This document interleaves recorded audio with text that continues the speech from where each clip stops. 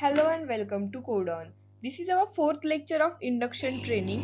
In this series, we will learn whole month stack web development course. In previous lecture, we see what is cloud computing, advantages and limitations of cloud computing, cloud models, capital expenditure and operational expenditures. In this lecture, we will see cloud services. कल हमने जो 3 cloud models देखे थे, आज हम उन cloud models की services देखेंगे।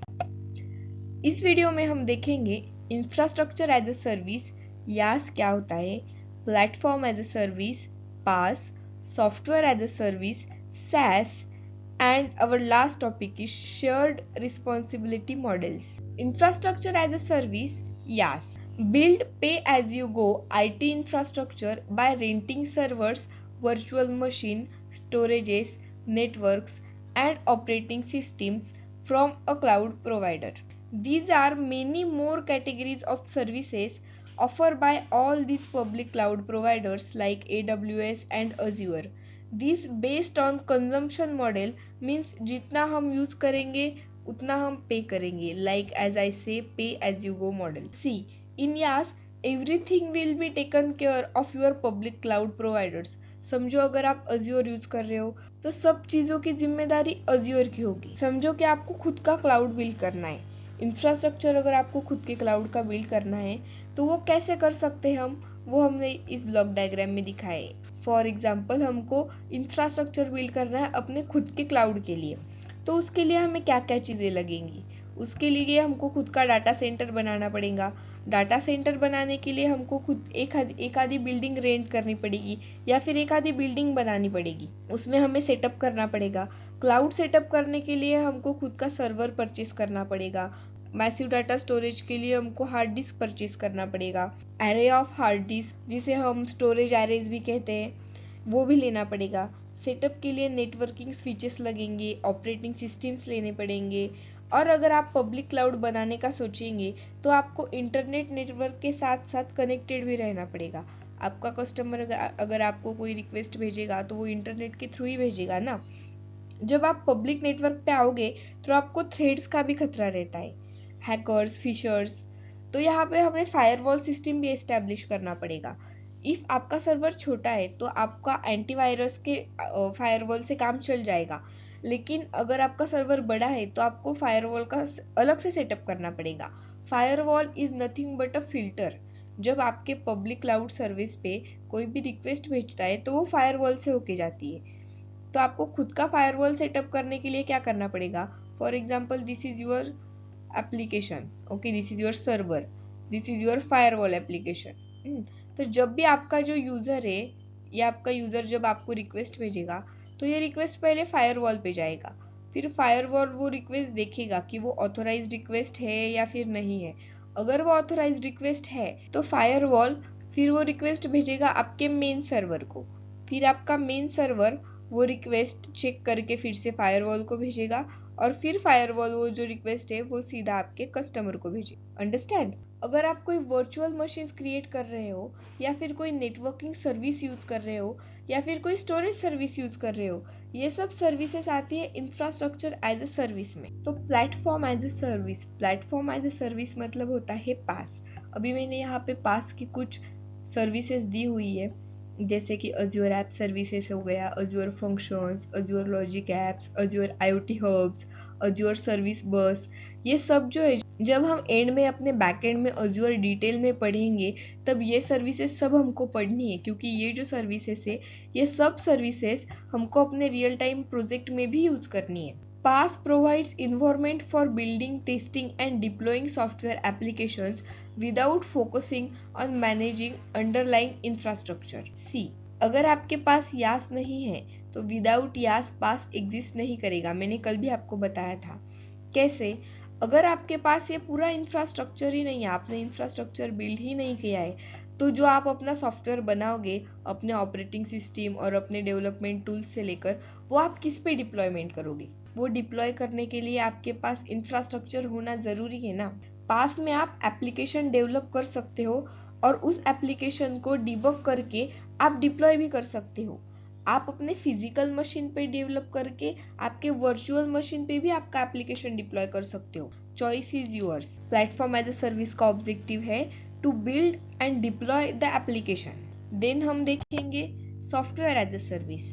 Software as a service means SaaS। जैसे यास के बिना पास एग्जिस्ट नहीं कर सकता, वैसे ही यास एंड पास के बिना SaaS एग्जिस्ट नहीं कर सकता। आपके पास इंफ्रास्ट्रक्चर होगा तो आप वर्चुअल मशीन बना पाओगे, वर्चुअल मशीन होगा तो आप उस पर OS इंस्टॉल हो कर पाओगे, एप्लीकेशन डिप्लॉय कर पाओगे, तो ही आपका एंड यूजर उस एप्लीकेशन को एक्सेस कर पाएगा।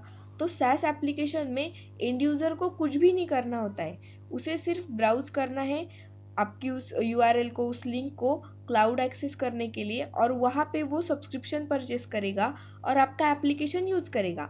फॉर एग्जाम्पल हम गूगल यूज करते हैं, गूगल यूज करते वक्त हम क्या करते हैं, हम सिर्फ गूगल पे जाते हैं, अपना ईमेल आईडी क्रिएट करते हैं, अपना अकाउंट लॉगिन करते हैं और सिंपल उस अकाउंट को यूज करते हैं। तो हम क्या हो गए, हम हो गए गूगल के एंड यूजर्स। तो गूगल आता है हमारे SaaS कैटेगरी में। देन हम देखेंगे side by side comparisons of IaaS, PaaS and SaaS. YaaS is the most flexible cloud service क्योंकि हम इसमें कोई भी OS इंस्टॉल करके वर्चुअल मशीन बना सकते हैं। इसमें जो भी डेवलपमेंट टूल चाहिए वो आप इंस्टॉल कर सकते हैं, एप्लीकेशन कोड लिख सकते हैं और उसको डिप्लॉय भी कर सकते हैं। तो इसमें हमको बहुत फ्लेक्सिबिलिटी मिलती है। You configure and manage the hardware for your application.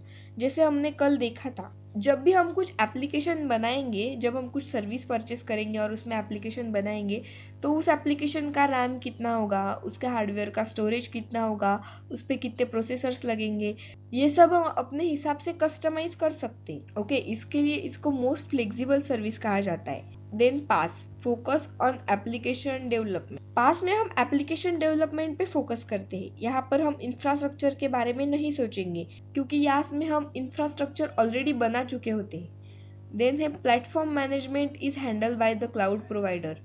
Platform का पूरा जो मैनेजमेंट है, ये पूरा का पूरा मैनेजमेंट क्लाउड प्रोवाइडर हैंडल करता है, उसके बारे में आपको सोचने की कोई ज़रूरत नहीं होती है।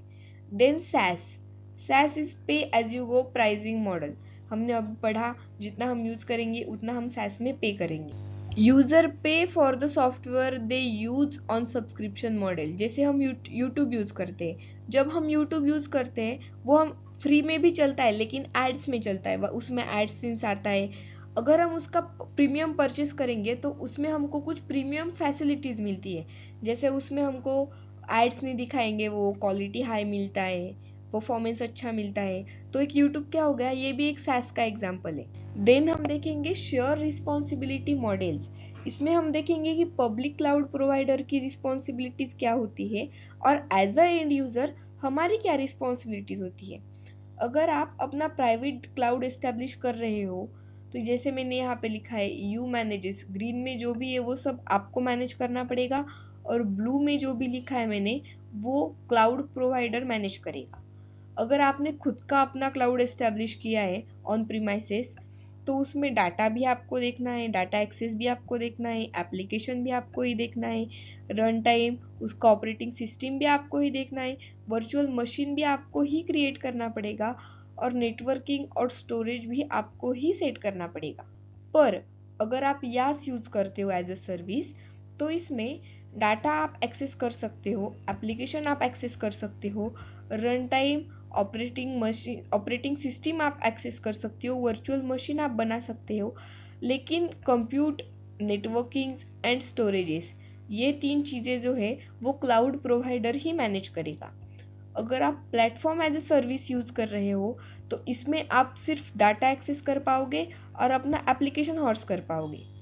उसमें run time, operating systems, virtual machines, computes, networking storages, ये सब चीज़ें जो है ये सब चीज़ें आपका क्लाउड प्रोवाइडर मैनेज करेगा। इफ आप software as a service use करते हो एज एन एंड यूजर, तो उसमें आप सिर्फ डाटा एक्सेस कर सकते हो, बाकी ये पूरा का पूरा application, run time, operating system, virtual machines, networking storages, ये सब चीज़ें जो है ये सब चीज़ें आपका क्लाउड प्रोवाइडर मैनेज करेगा। इसमें ऐसी बात हो जाती है कि इसमें आप कुछ भी अपने हिसाब से कस्टमाइज नहीं कर पाओगे। ये जैसा है आपको वैसा का वैसा यूज करना पड़ेगा। जैसे आपके प्रोवाइडर ने आपको एप्लीकेशन दिया है, आप सिर्फ वो एप्लीकेशन यूज कर सकते हैं उसका सब्सक्रिप्शन लेके या फिर उसको कुछ पे करके। आप उसमें कुछ भी मॉडिफिकेशन नहीं कर सकते अपने हिसाब से। Understand? Okay, that's it for this video. यहाँ पर हमारा इंडक्शन ट्रेनिंग का फर्स्ट पार्ट कंप्यूटर फंडामेंटल्स हमने पूरा कर लिया है।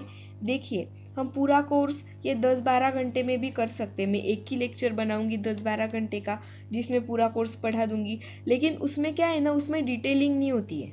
मैं चाहती हूँ कि आपको हर एक डिटेल चीज पता हो। आपको जब आप जाओगे तो आपको हर सर्विस के बारे में, हर प्लेटफॉर्म के बारे में एटलीस्ट बेसिक तो डिटेल में पता ही होना चाहिए।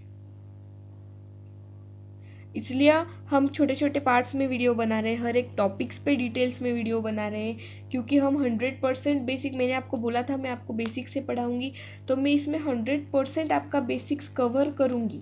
तो नेक्स्ट वीडियो में हम देखेंगे सॉफ्टवेयर इंजीनियरिंग और उसके मेथडोलॉजीज जो हमको रियल टाइम प्रोजेक्ट में यूज करने होते हैं। कि सॉफ्टवेयर इंजीनियरिंग जब हम पढ़ेंगे तब हम उसमें देखेंगे कि हमारे प्रोजेक्ट्स जो हम परफॉर्म करते हैं वो किस बेसिस पे परफॉर्म करते हैं।